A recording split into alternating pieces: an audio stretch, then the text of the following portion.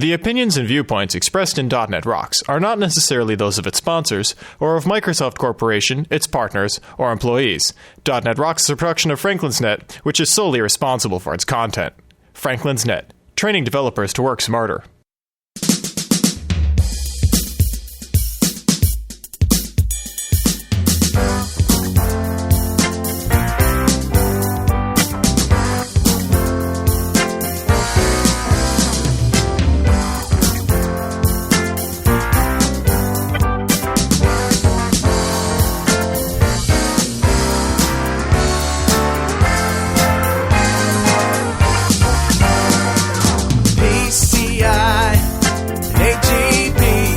Hey, Rockheads! Stop chasing those spyware pop-ups and listen up. It's time for another stellar episode of .NET Rocks, the internet audio talk show for .NET developers with your hosts Carl Franklin and Rory Blythe. This is Jeff Maciolik, here to announce show number 96 with guest Robert Hurlbut, recorded live Friday, January 14th, 2005. .NET Rocks is brought to you by Franklin's Net, training developers to work smarter, and now offering hands-on VBNet and ASP.NET classes remotely.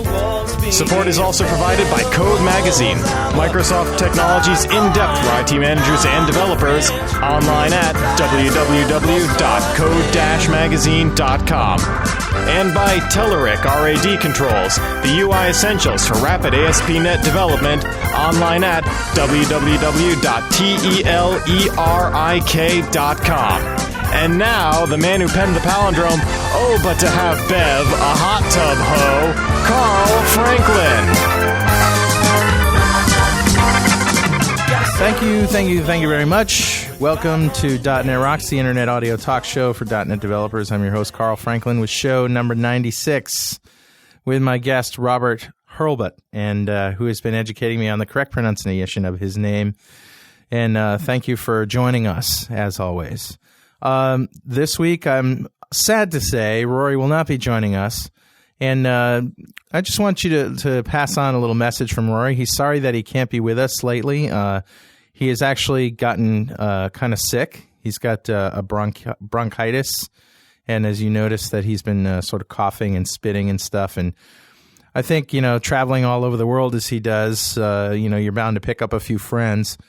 So I think that's what he's going through. And even if he wasn't sick, he says he's kind of just tired and burned out and needs a break. So Rory's just taking a little break, and he will be back, so don't sweat that. So without any further ado, I guess I'm just going to introduce Robert, who is here actually in the studio with me tonight.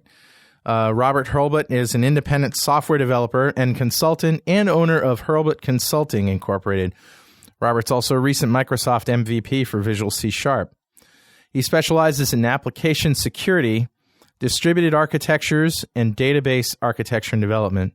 When not developing software, Robert speaks on security, application development, database development, and developer best practices to clients and user groups across the country.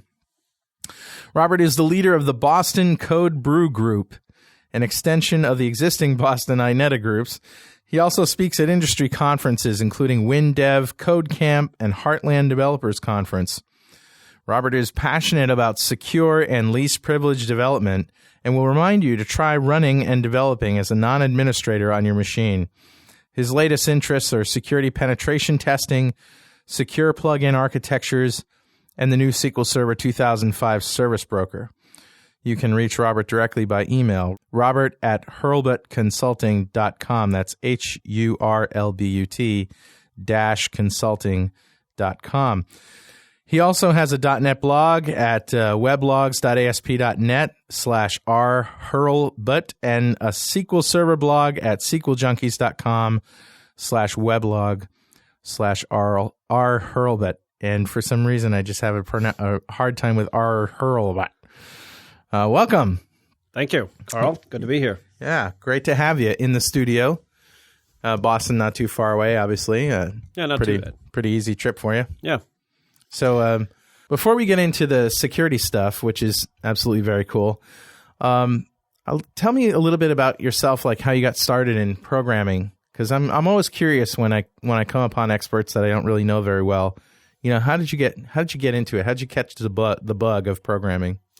Well, actually, my background, my start was in math and physics way back when. I was I thought I was going to be a physicist when I was much younger. I studied physics from really young, actually, 13, 14, something like that. Wow. When most people are out doing whatever. I was learning relativity and just quantum mechanics and quantum theory and just trying to understand the world, if you will, in physics. And then when I got to college, I switched to math because I just liked that part better. I was thinking theoretical physics anyway. So I thought that was what I was going to do. I was going to the academia. That was my goal. Mm-hmm. But it was while I was in college, I was working for the government. I got a government job right out of high school. Wow. And essentially what they said for me to do was do data entry. And I said, okay, great. And by the fourth year, you'll do some programming. Uh-huh. And within a month, I was actually programming some things and doing the data entry for me. And so I just went from there, and then, of course, took some courses in college as well, and just continued in it. I said, this is great. I like this. And so by the time I got out of college, I said, what do I do now? I thought about continuing on with some math in academia, but then I said, no, software is it. So I went to work for a software company and just never really looked back. What was the technology of the day? I mean, if you don't mind dating yourself. My first real job of software development was C on IBM 386, PC 386. Okay. Windows sort of was there, but we were really doing everything in DOS.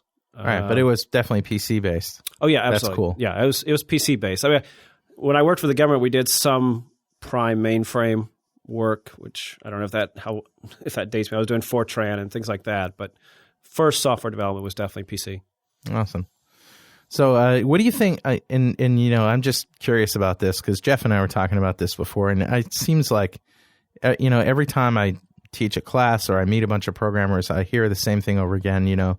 It's amazing how there's so many musicians as programmers. I've been thinking a lot lately about what drives people to programming, and what half of the brain is it that you like about it? Is it the puzzle solving? Is it like or is it the elegance of the machine itself? I mean, what is it that's really attractive to you about programming? I think the problem solving. I think trying to figure out, wrestle. I mean, I consider myself to be in a way a plumber. Wrestling. I like wrestling with problems, trying to figure out what's the best way to get this done, and just hitting it until it's finally finished and ready to go. Yeah. So when did you jump on the .NET bandwagon? I think it was, I've been reading about it probably actually around the alpha beta, but I didn't really get to actually use it until around beta 2. Mm-hmm. When it was finally available. I was doing a couple other things at the time, some other development. But then .NET came around and finally got a hold of it and just fell in love with it. Just loved it, started using it, and I've been doing it since. Awesome. Yeah, that's the way it goes, right? Yeah. Oh, yeah. You don't look back. No. Cool. All right, so on to your topic of interest here, which is obviously a hot topic these days, security, penetration testing, least privilege, big hot topic. How would you, if you were speaking to a group of people or sitting down to talk to somebody about this for the first time, how would you introduce that? Well, I think about security. I mean, for me, security has definitely become an interest more and more over the last couple of years, especially. I think it was anyway before, but one thing that I've noticed, security is one of those things that cuts across many different subjects. Yeah. I could be a database person. I could be a GUI person. I could be a middleware. I could be any of those, specialize in any of those. And every single one of those, security touches in some way or another. Hey, you mentioned GUI. I mean, that's you don't think of that, but there was a GDI plus JPEG vulnerability recently. Right. Yeah. It does. It cuts across the entire thing. So that's one reason why I liked it, and one reason that I talked to many different people, many different groups, and can deal wherever they are with the issues that they're dealing with currently. I can talk about the UI. I can talk about, for example, SQL injection if you're doing a website. And, how do I know that if I present a website that someone can't get in through a form, through a field that may be open because I'm using concatenated strings inside of my in my query. That's, again, some UI that goes all the way back through all the layers into your database. Right. So that's, I think, how I would approach it is think about what you're doing and how security actually can affect anything that you're doing. And then you start thinking about, well, how do I actually develop while thinking about security? Yeah, that's the trick, isn't it? Because, when you develop, developers typically don't want to be encumbered by rules and limitations. And how can you reconcile that? Can you actually, we talked with Don Kiley about this topic a little bit too. And, he seems to think that, yes, you can with, certain workarounds and tricks, actually do all the work that you still need to do while running as a regular old user. So you obviously agree with him. Absolutely. Yeah. Absolutely. Myself, Don, Keith Brown, several others are actually been very adamant about this. I found that myself. I caught on to that, I think, again, about a year or more ago. Off and on, I had been running that way, just like everybody else. Everybody I tell this to or talk about it with, they would say, well, I tried it, but it's too hard. I go back. And I did the same thing. But eventually I said, I gotta do it. I keep talking about it, but then there are some cases and sometimes where I wasn't. And so I said, I've got to bite the bullet and just learn how to do it across the board. And why is it important that you develop that way rather than just develop with admin privileges and then test your application in a more restricted context? Well, there are really a couple reasons why. One big reason is because not obviously not everybody, but a lot of users are running that way as well. And that's how they live their lives, especially in corporate environments outside of development. They're running that way. They're taking your software, trying to run it, and if you've developed as an admin and you've put all the constraints in there, you're not even realizing it. You're opening and writing to files in the program files area or other kinds of restricted places, and then you distribute your application, and they try to run that application. Someone else installs it for them, and they try to run that application.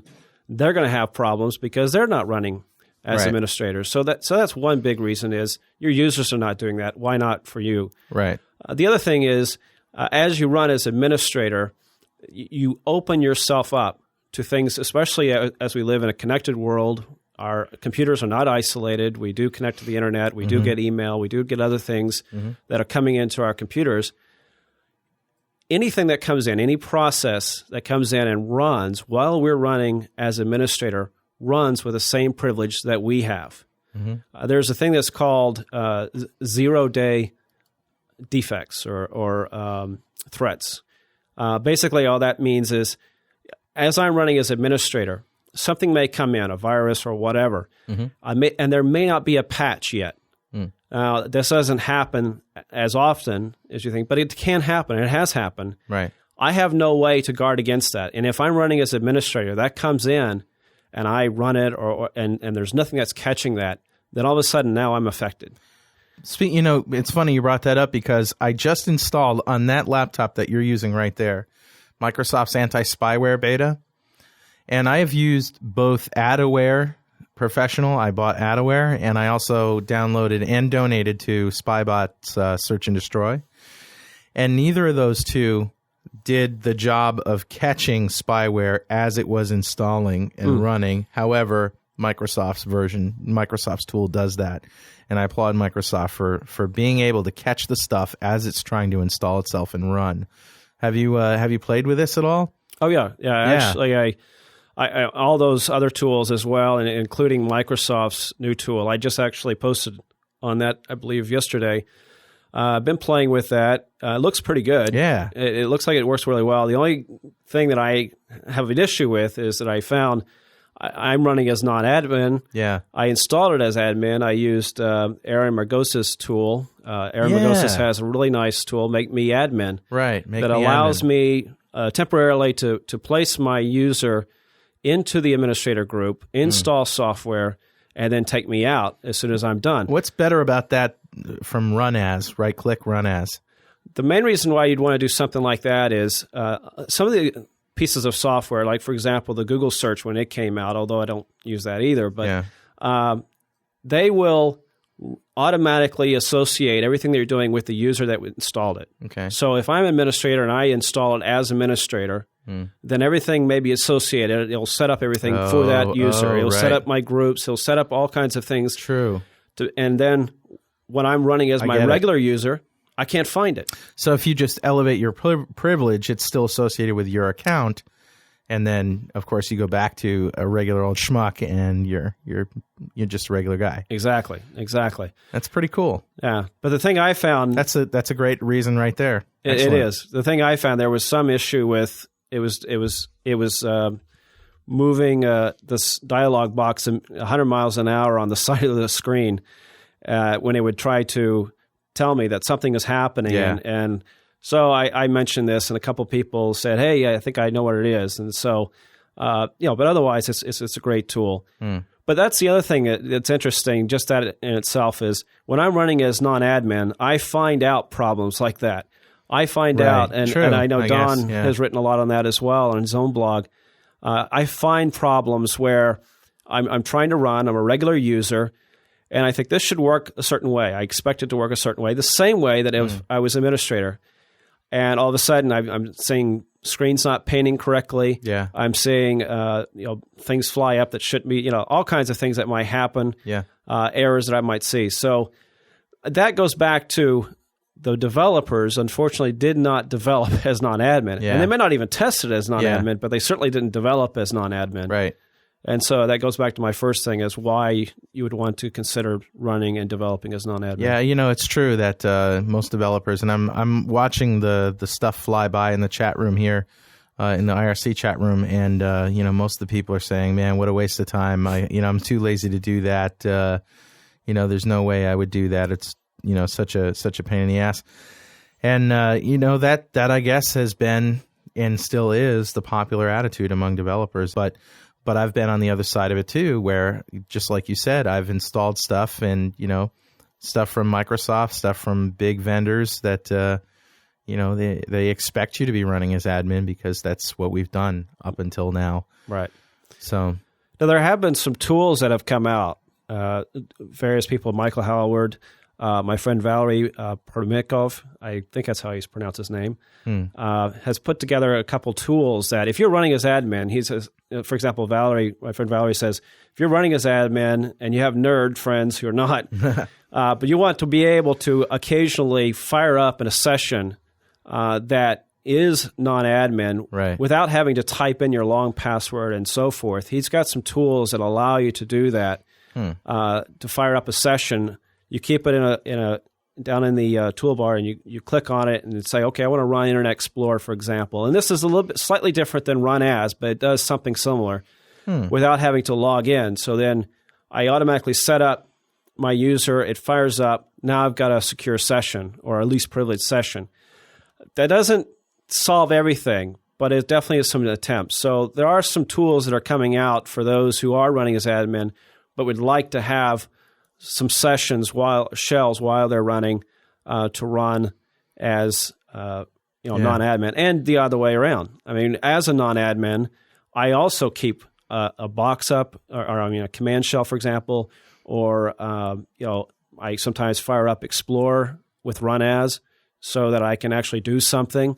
So it's not that I'm completely living in the non-admin world. It's just that in my main shell, whatever I'm doing, I am definitely running as non-admin. How do you solve the updates problem? Because you have to be an admin to get updates on XP, and typically when you need updates is when you're infected, and so trying to slog through that disaster is a real pain in the ass. Well, unfortunately, I think that again is where the OS is putting a damper on being able to do that. So just like everybody else, unfortunately, I do have to occasionally go back and check what's going on. Right. Obviously, now we know from Microsoft when those things come out, when patches and so forth, so I know the time that I need to check. Yeah. But yeah.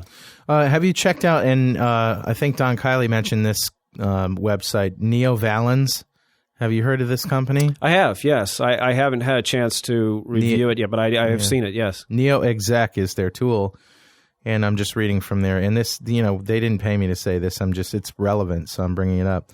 and I haven't checked it out either, but it's an operating system extension for Windows 2000 XP and 2003 that allows the setting of privileges at the application level rather than at the user level. Which, in other words, you say, when I run this application, I want to run with this user and its privilege set. And when I run this application, I want to run, et cetera. So that way, you can essentially, run as an administrator, except for IE, which could run in a severely restricted, mode. Right. That's pretty cool, I think. Or the other way around, for that matter. Sure, you run as a user all the time, and and the things that need the administrator privileges, get them. Right. Well, yeah, I mean, there are a lot of good tools out there. It's just unfortunate that we're having to run through all these hoops and jump through all these hoops in order to do this. Well, I see it as evolution, right? There's been a new problem that has sort of been thrust upon us, Windows users anyway. Of course, it's been a problem forever, but this problem, the big problem with IE and spyware, and has really brought it into sharp focus and made the computer unusable in some instances. So because of that, all these great tools are coming out, and some not so great and some great. And after a while, we'll find out which ones work and which ones don't. And like I said, I really, really like the anti-spyware tool from Microsoft. I've only been running it for a couple of days, but it got rid of everything that was on my machine, first of all. And I noticed while I was using the machine, a little box would pop up and say, such and such exe is trying to install itself. Do you want to block it or allow it? Or such and such exe is trying to change the start page of IE. Really cool. I mean, that's awesome, to be able to cut that stuff off when it's happening. Because I've, never seen any of the other tools do that. Very Excellent. Cool. Yeah. So what are the challenges what are the things that you have to work around when developing in Visual Studio? And I asked the same thing of Don Kiley, but it's always good to hear it. Well, actually, interesting thing is there are a lot of things that actually still run while you're running as non-admin. It's gotten better. I have to say that there were a few years ago when we were using the older tools, Visual Studio 6 and previous, that it was much more difficult to do this. With Visual Studio.net 1 and 1.1's versions, or 2002, 2003 rather, it's been much easier. I would say that I'm able to develop most things. Now, there are some things, for example, if I'm doing strong names, if I'm building my key and so forth, I do have to shell out to an admin and do that sort of thing. But at the same time, I'm able to do quite a few things. The other thing that I've been able or had to do is to get ASP.NET to debug. Yeah. That has been an interesting problem. There's a couple of ways around that.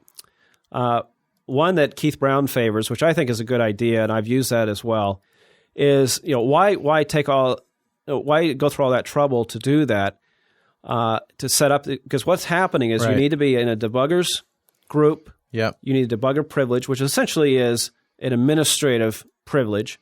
Mm-hmm.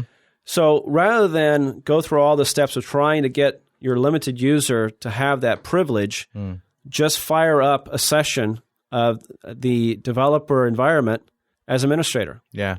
And just run it that way.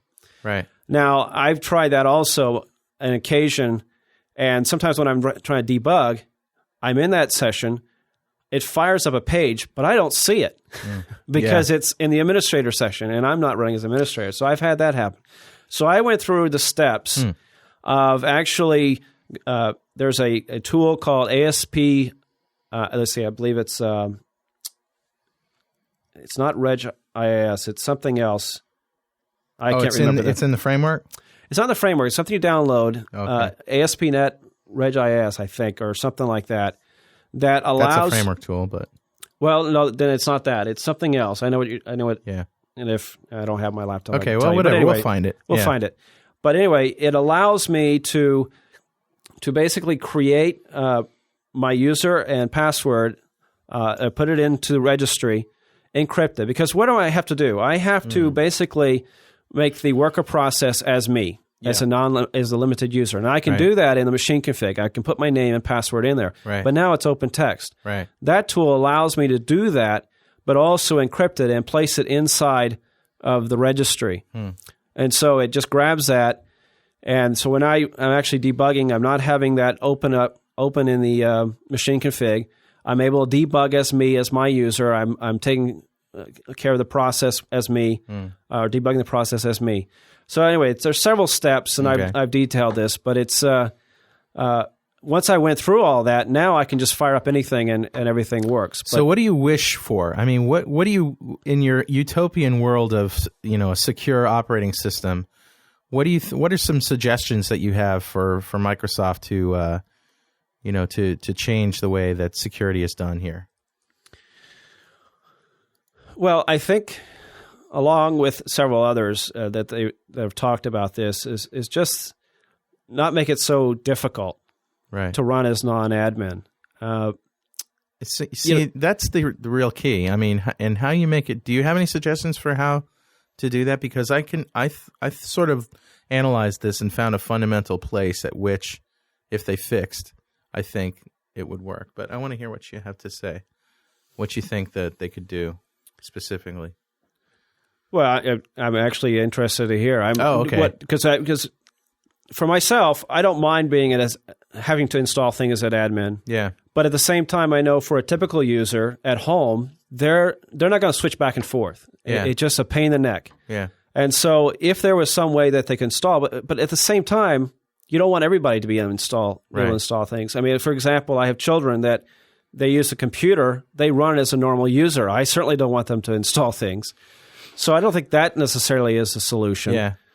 It seems to me that the problems come in where if you're running from the keyboard and the mouse, if you're executing an application as a human being, you want full privilege.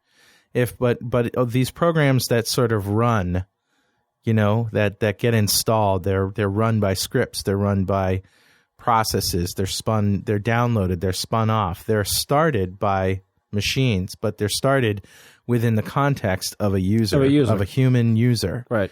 And so there isn't any differentiation between, a context for a human being and a context for a piece of software that was spawned by something. And if there was a difference there, fundamentally, then it would be easy, I think, to determine what is a threat and what is not. So that sounds like an extension of code access security in a way. Yeah, it does, doesn't it? Because I mean, that's in a way, that's sort of where Longhorn is going as well. And that was the answer that I got from Microsoft was, well, that's exactly what we're trying to do in Longhorn, because when you have managed code, then that you walk the stack, you find out who started this mess, and if they have permission, then yeah. But how do you do that within the context of existing software? I don't know. That's not managed code. That's not managed code. That is it. But at the same time, and I think I've seen this in the last couple of days. There was something about, well, how can you live the least privileged lifestyle? And ultimately, it said, I like that. Yeah, the least privileged lifestyle. I love it. Ultimately, this article said, wait for Longhorn. Yeah, no, you can't do that. You can't do that. That's not the answer. Yeah. That really isn't the answer. But at the same time, there are limitations to what you can do right now. I mean, it's just not native. Right. And it is a learning curve. It's a painful learning curve. Yeah. But it's there.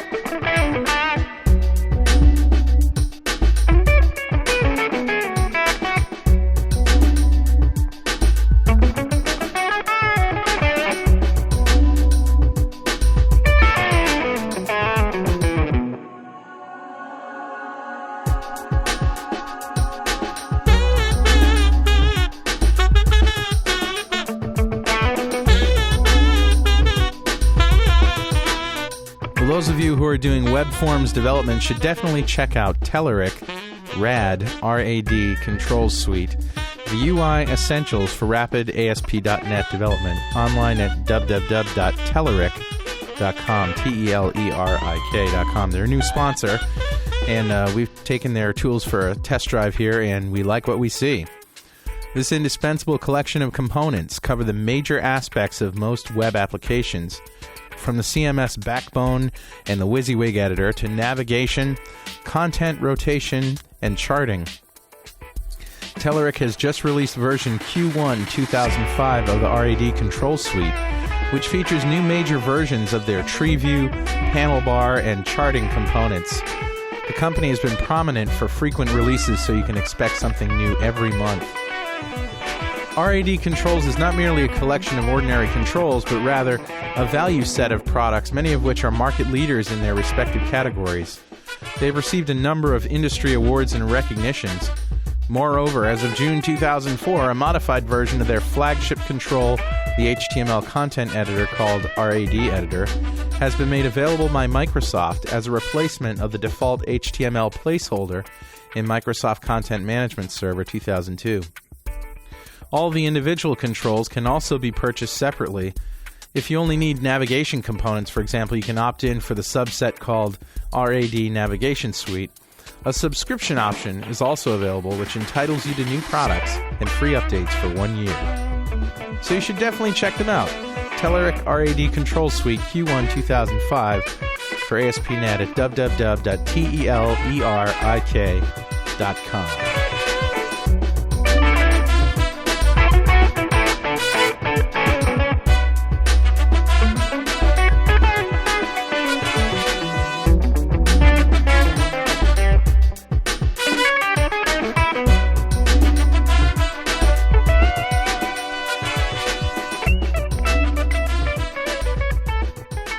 Steve Lundahl from Lundahl Corporation in Canterbury, New Hampshire asks, Robert, do you have suggestions for making the switch running as admin to running as least privilege on systems that have tons of software installed on them? Do I bother to try to reclaim my existing username, which is an admin account, or just create a new account and deal with it? Any suggestions on how to proceed?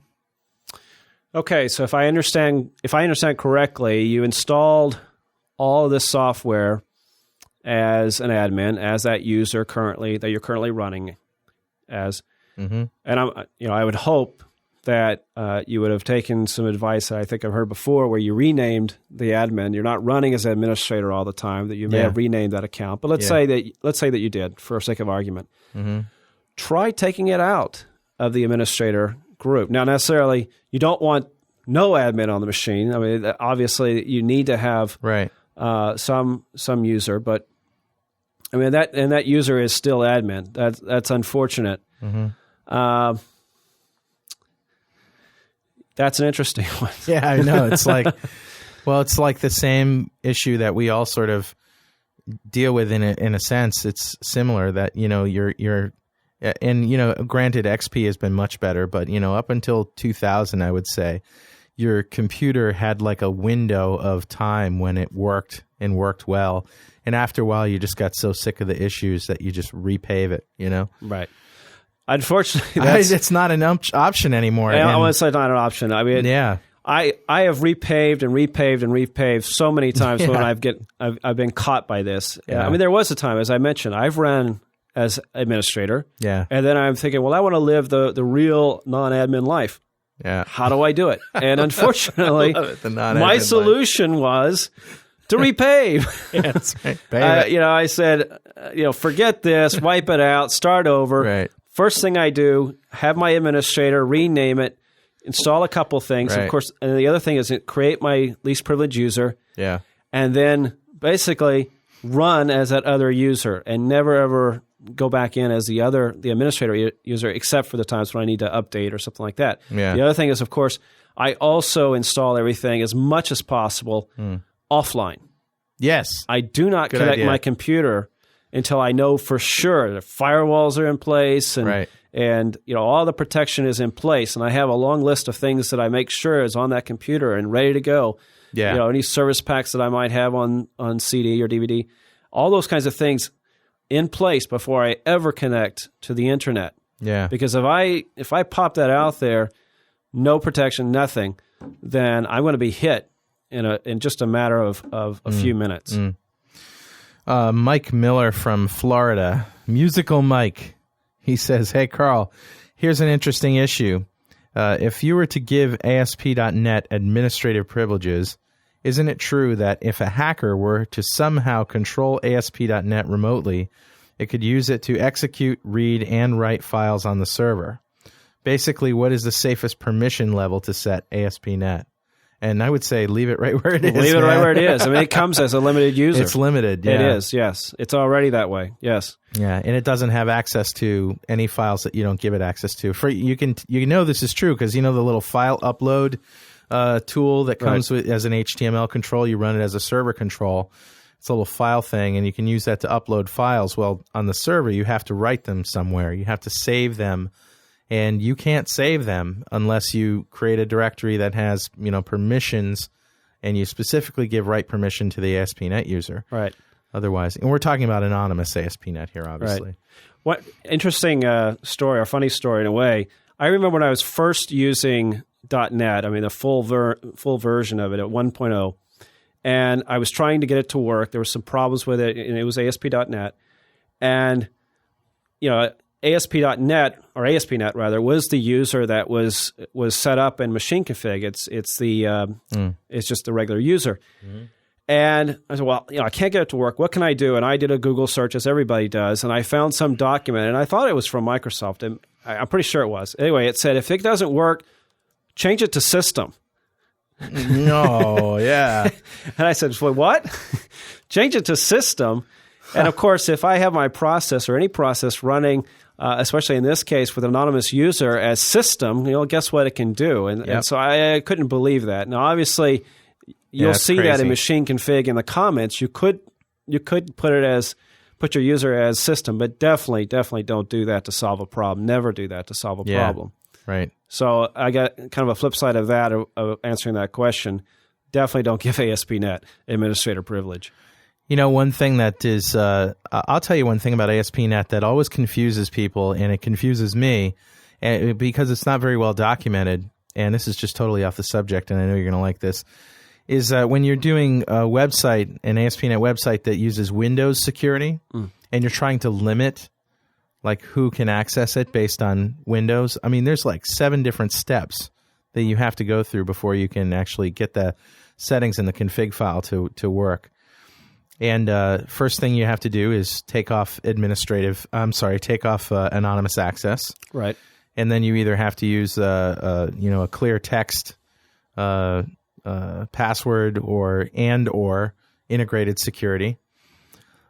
Typically, you're going to therefore want to be on an HTTPS secure channel. Otherwise, if you're using clear text anyway, then people will be able to send their username basic and password. authentication. Right, basic authentication. Yep. And after you do that, then you have to go into the web config, and when you do your allow and deny clauses there under authorization, the order of which you do them is significant. Right. I didn't find that out until weeks of hacking. I couldn't find that in the help file, and some alert listener is going to send me the link in the help file. Here, you dumbass, this is where it is. But okay, so I may have missed it, but essentially, if you want to only allow a certain list of users and or roles and deny everybody else, well, if you put the deny first, nobody can get in, right? Because the processes those allow and deny tag. I guess you would call them, XML. Elements. Elements. It processes them in the order that they go. Right. Yeah. That sucked. Yeah. Config files, man. Gah. I hate config files. Well, it actually brings out another point, is security's hard. Yeah, it is. It's not easy. Especially for developers, that we're not used to that kind of restriction placed upon us. We like to believe we have free reign, Right. Right. I mean, there are tools and things to try to make it better, but ultimately, I remember asking Keith Brown this. We were talking about penetration testing, other kinds of testing. What are some good tools out there? And he said, actually, the best tool is your brain. Yeah. He said, you just have to think about it, but it is hard. It's hard to get. For some people, it takes a while to put their head around that and think, what can I do? How can I do this to make it secure? Because we're thinking about getting it done. We want to make sure it works. And security is not one of those things, especially security, is not one of those things that can be an add-on. It needs to really be thought about from the beginning to the end. Yeah. And that doesn't come naturally. No, and it only obviously comes from learning from mistakes. So somebody's going to have to make the mistakes before they can apply. You mentioned penetration testing. Now, I know some companies up near you, like Pat Hines Company, Pat Hines Company, and Critical Sites. Thanks, and yourself. You do this penetration testing like as a service to other companies. What are typically the things that you do? I mean, do you set up like a room full of machines and just hammer their websites and try to hack in, or do you have scripts that run? Do you get a bunch of people in a room, or how does one go about trying to hack into somebody's site? Well, some of these are just tools that you're using that mimic some of those things. They're looking for those vulnerabilities. That may be looking, for example, for SQL injection or cross-site scripting. Wouldn't it be easier to look by looking at the code, Certainly. That can be part of it. But what we're talking about is your attacker outside doesn't have access to the code. Sure. So we're just trying to figure out how can they get it. But there's another element to it I find is really interesting that's part of penetration testing as well, and that is finding out as much as you can about a company and their site without even looking at their site. Yeah. And this is interesting to me, is that Google is the attacker's best friend. Right. I can go in and put in your company name, and I'll get back information, and I can drill down. In fact, I did this recently when I was just trying to figure out what a competitor was using. I just simply went to their careers. Yeah. And I see, they're looking for an administrator for a Linux box. They're looking for someone who has 400, that manages up to 400 Linux boxes. And I think, wow, they've got quite a setup. Do you read mystery novels? No. Well, I like them, though. Okay. But, this is some of the things that you can do, is that you can find. The other thing that they will do is, if you have employees, for example, who post to news groups and say, I've got a problem, and they post the code there. Yeah. And say, I can't get this to work, here it is, and they put their name at such and such company. Yeah. Now, if I'm searching for that company, that comes up in the news group search. Right There, I already have some inside information into your company. Yeah. There are also other tools where hopefully they would have the brains not to put passwords and things in there. You hope not, but I've seen it. Have you really? Seen it. Oh yeah. It's well known out in the security community that that's insane. It's there. People do this. Get a brain. Your employees. They blog things, of course, and they talk about all kinds of things about your company. It's right there, out in public view. The other thing is, just there's some tools to find out what kind of server you're running, to find out how patched you are or not patched, so that we know, okay, these vulnerabilities are probably there. So tools like Nmap and Nessus and others like that, they'll give you all kinds of information. So there are all kinds of ways before you even get to the site to find out, do I have any kind of vulnerabilities on my site? And this is all part of penetration testing, trying to find out any kind of information that I might be able to obtain to find out about your system, how vulnerable it might be, because that's the key. If you've got a Linux system and I keep trying to test it like a Windows system, I'm going nowhere. Or vice versa, if another kind of system. So the more I know about your system, the better I'm able to get back in or get in, or at least try various methods. And so that's part of it as well. But again, we've talked about certainly the various tests against the site. The code, like I said, they may not necessarily have access to the code, and we're just trying to determine, am I able to get in from the front door? Yeah. So what do you do for fun at this coffee group that, what is that all about? This? The new group? Well, actually, we haven't started yet. Oh, okay. Sounds like a bunch of developers that get together, have coffee, and talk about code. But well, kind of. It's in a way there. I guess it could be like that. Speaking of coffee, I'm going to have some right now. There you go. Right. Well, let me tell you a little bit about that. It's Code Brew is what it's called, and we didn't originate the term. Actually, Bill Evan came up with this, I think, about 4 or 5 months ago in St. Louis. Of course, Bill with Ineta, and he had posted on his blog that, I've been going to these user groups. I really enjoy the user groups, but occasionally I want to dig a little deeper. Right. I want to see, if we can maybe get a group together and talk about some things a little bit more. Everybody contributes. Yeah. We'll gather around, have laptops and so forth. Yeah. And just figure out some things. Talk about patterns or talk about various problems and just dig a little deeper. The other thing is that everybody contributes. You know how in a user group you have one person who's presenting and everybody just listens and they go on their merry way. In a Code Brew, at least how he put it together and what we're wanting to do as well, and others across the country and I believe the world as well are looking at this, is it's like the old study groups. Yeah. And this is actually, I have been thinking about this for over a year.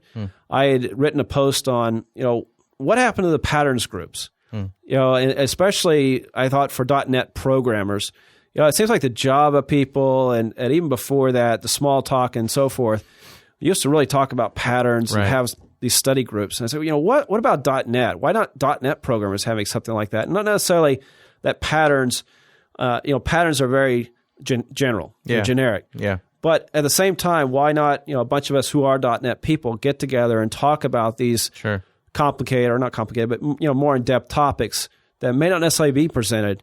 Yeah. The detail Actually, I see a lot of presenters. Maybe it's just New England thing, but I see a lot of pattern-based topics. It's not that they're not presented; they are. Yeah. But it's getting everybody involved in talking about them, studying them, and every week coming together. And again, just like the patterns groups used to do. Sure. So that was my idea. Why don't we have that?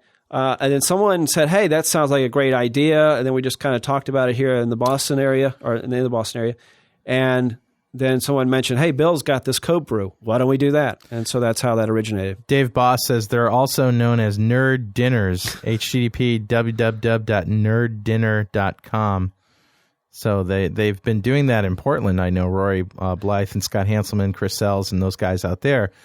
I don't know if they started it out there, but the Portland Nerd Dinner was a thing just like that, where they all got together, had dinner, and talked about some of those things. Yeah, okay, so Dave says nerddinner.com/blogs/Chicago. That's his. Yeah, and there's one in Boston, too. We also have... Oh, so there's a Nerd Dinner in Boston. Absolutely. There's one in Boston as well. But I think we tried to start one in Connecticut, but I don't know. Well, the interesting thing about that one is, and actually kind of out of that we talked about doing the Code Brew, is that we really don't... We do talk about code. We do talk, but we don't really... We're not, I guess...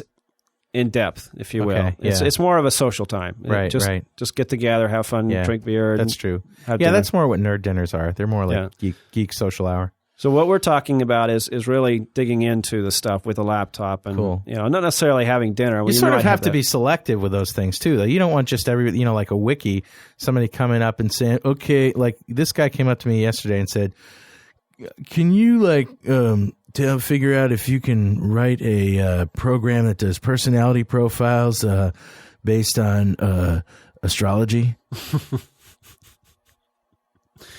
No, you don't want that. So you sort of need a filter. You want to take the people who have the most to contribute to get them in front of everybody else, or maybe 3 or 4 of them and collaborate. And it's always a tricky thing, especially with people. It is. I mean, right now it's a small group. I predict it's probably going to always be a small group, and if it's, we get more interest, then I would think maybe some more groups. Yeah. But it by its nature, it'll probably be a small group anyway because of the type of involvement.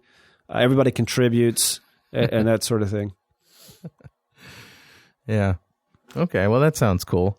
So, other than security, what kind of applications you've been writing? What kinds of things have been really stirring your fancy these days in .NET world? What are you interested in? Well, on some other things that I'm interested in, I do a lot of database work as well. I mean, that actually, along with database, and this kind of comes out of my DBA stuff, or not necessarily DBA. No, it's more definitely application oriented, store procedures and some indexing and things like that. Out of that, or rather, in relating to my math background, I've always enjoyed. I actually write SQL. I love to write SQL. Yeah, really? Yes. Really? Yeah.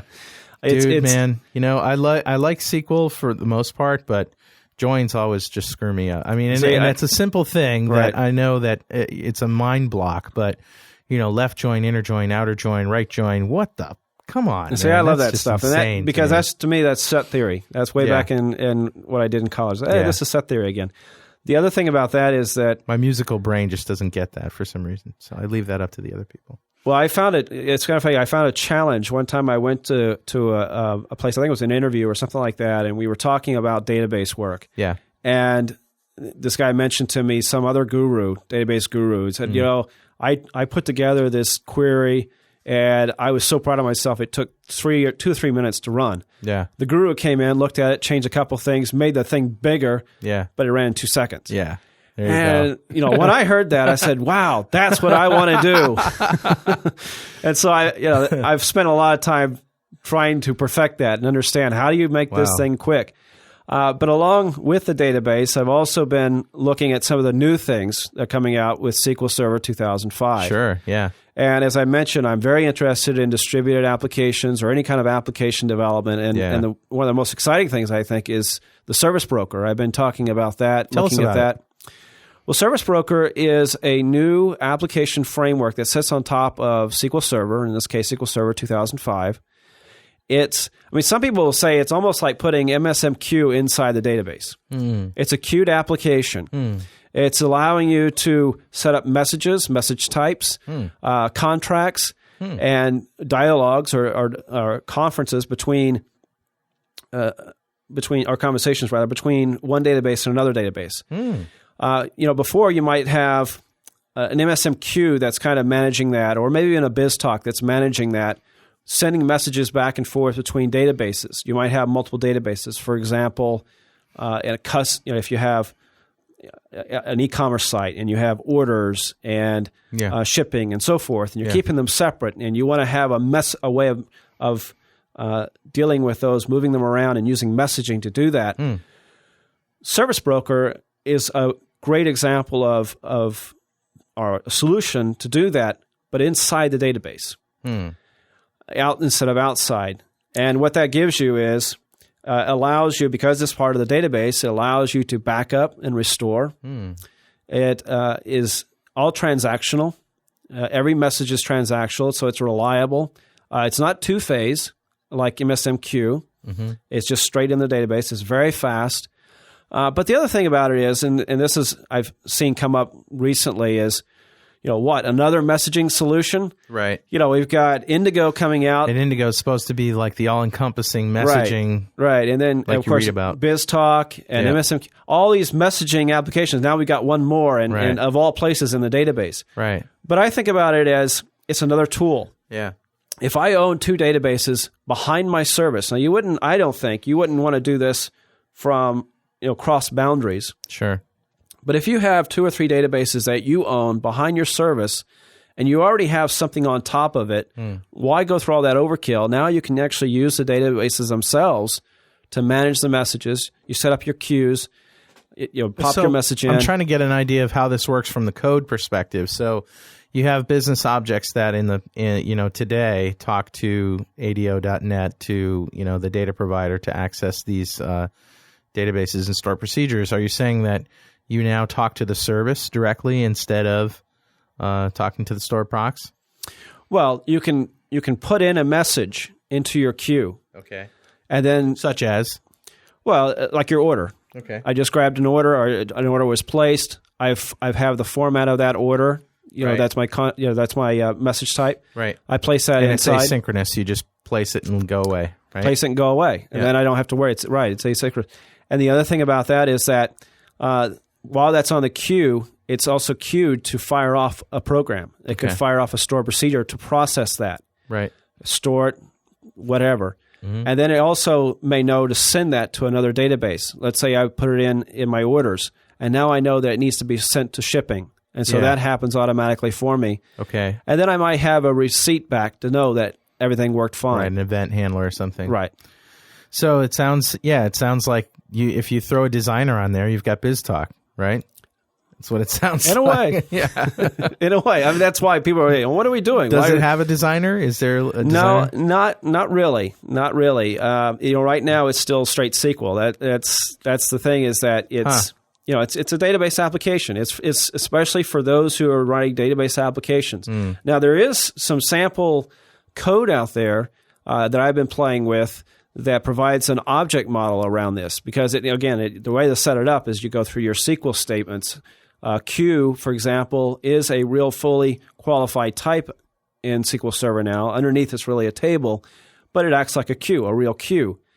And you would just set that up. You'd set up your message types and so forth.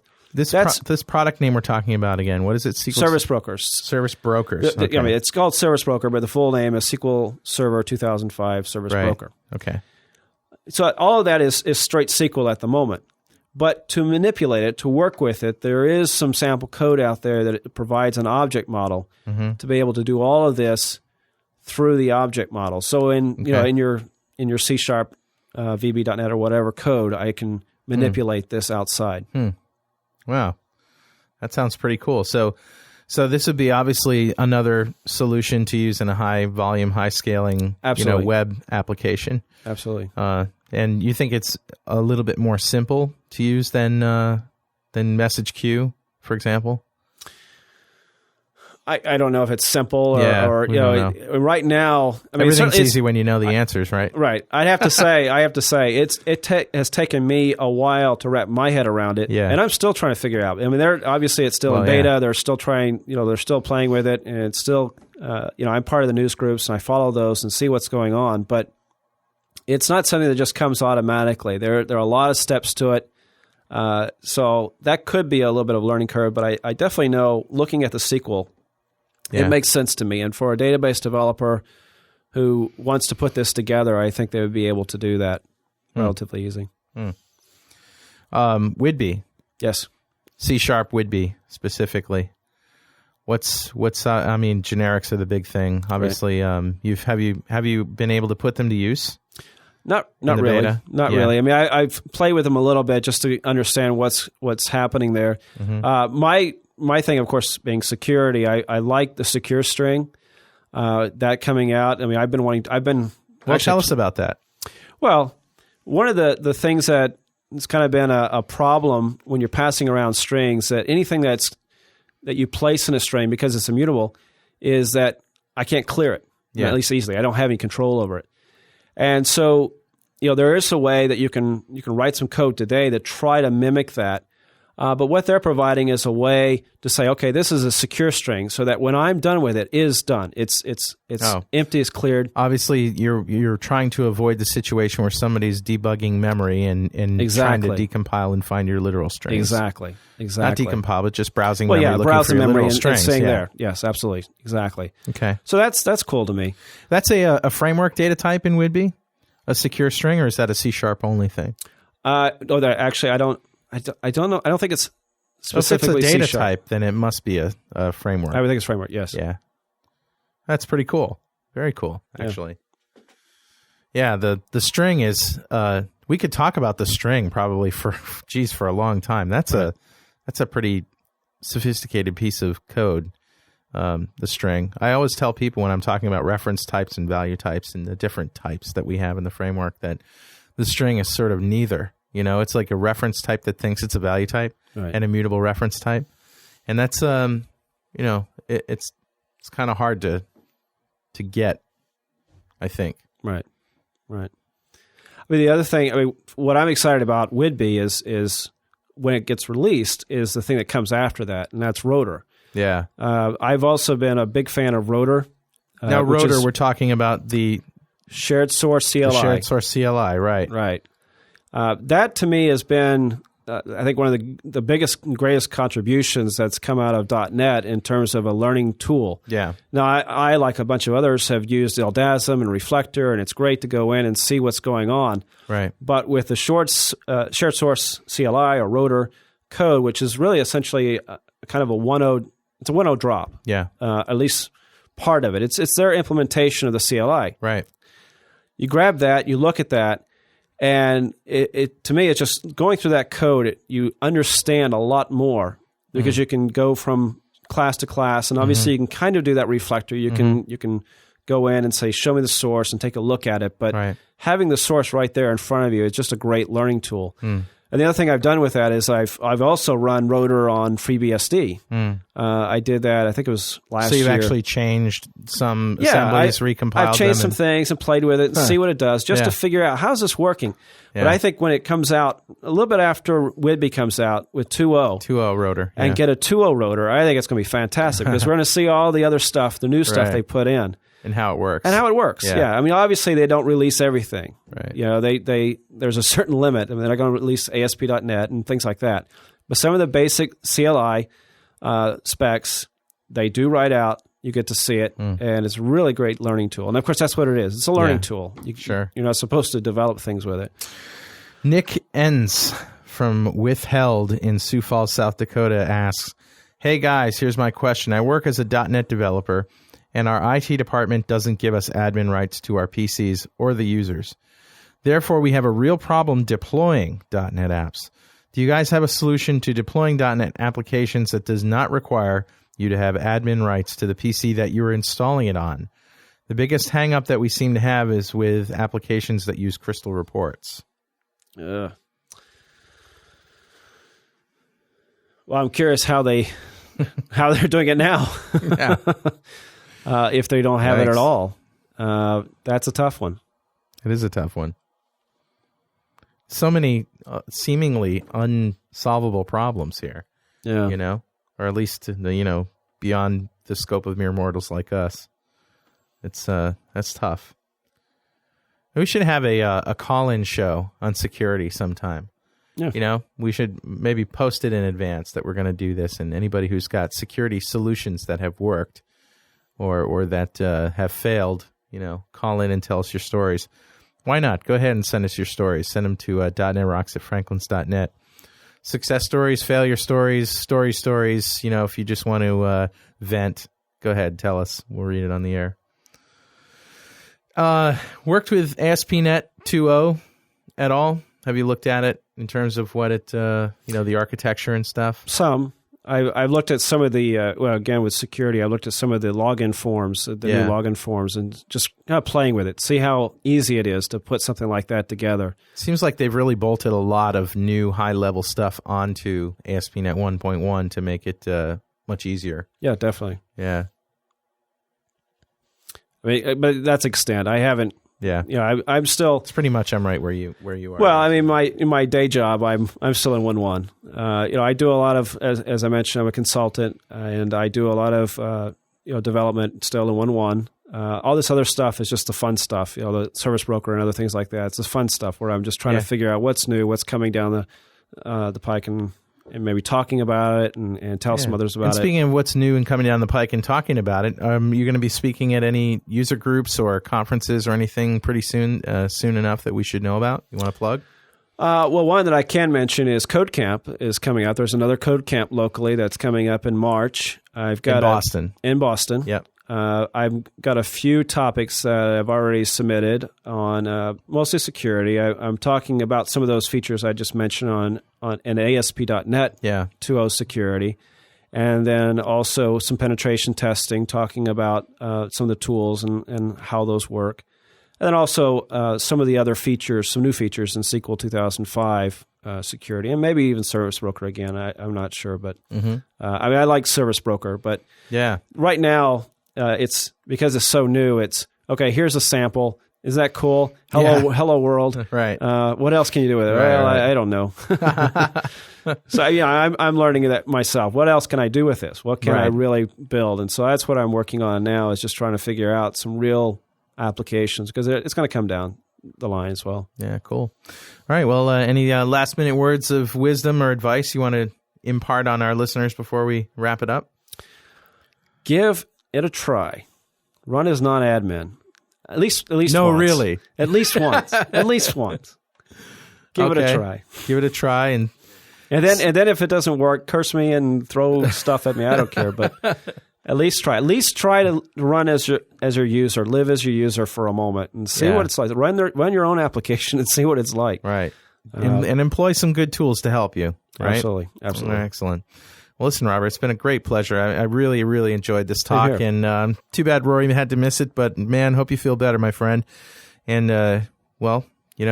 have a good week, and enjoy living as user in that least privileged lifestyle. All right, we'll see you next week. Good night. Good night.